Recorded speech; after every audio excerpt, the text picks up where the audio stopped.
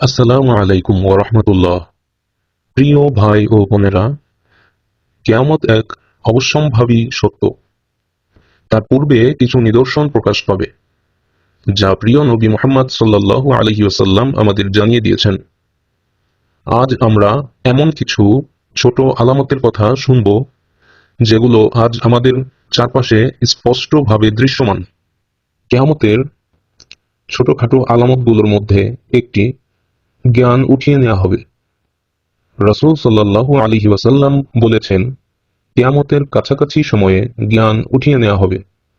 আমরা কি আজ দেখছি না, সত্যিকারের আলেমের সংখ্যা দিন দিন কমে যাচ্ছে? লেখাপড়ার চতুর্থাংশ থাকলেও হিকমত বা নেক আমল কমে যাচ্ছে।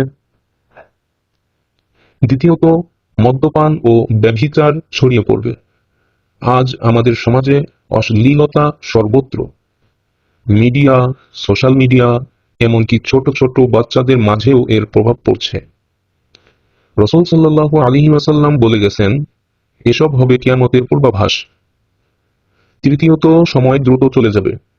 আজকের দিনে আমাদের মনে হয় যেন 24 ঘন্টা কোথায় উধাও হয়ে যায়। সময় ফুরিয়ে যাচ্ছে, কিন্তু আমল বাড়ছে না। এটিও কিয়ামতের একটি আলামত। মানুষ ইমারত নির্মাণে প্রতিযোগিতা করবে। উঁচু উঁচু বিল্ডিং, বড় বড় স্থাপনা, এগুলোকে বেশি উচ্চতায় তুলবে।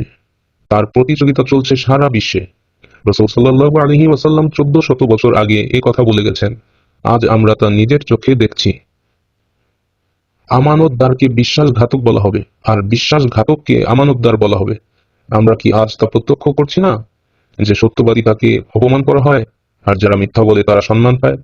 এই অবস্থায়ও কিয়ামতের আলামত। অশ্লীলতা ও বেহায়াপনা প্রচন্ডভাবে ছড়িয়ে পড়বে। আজ সোশ্যাল মিডিয়ার মাধ্যমে ফিতনা ও গুনাহ এমনভাবে ছড়িয়ে পড়েছে, যা কয়েক বছর আগেও ছিল অকল্পনীয়। রাসূল সাল্লাল্লাহু আলাইহি ওয়াসাল্লাম ইঙ্গিত দিয়েছেন, অশ্লীলতা কিয়ামতের অন্যতম সংকেত। পরিশেষে ভাই ও বোনেরা, এই আলামতগুলো আমাদেরকে সতর্ক করে দেওয়ার জন্য। কিয়ামত কিন্তু দূরে নয়, এখনো সময় আছে। আসুন আমরা তওবা করি, আল্লাহর দিকে ফিরে যাই, নামাজ প্রতিষ্ঠা করি এবং কোরআন সুন্নাহ অনুযায়ী জীবন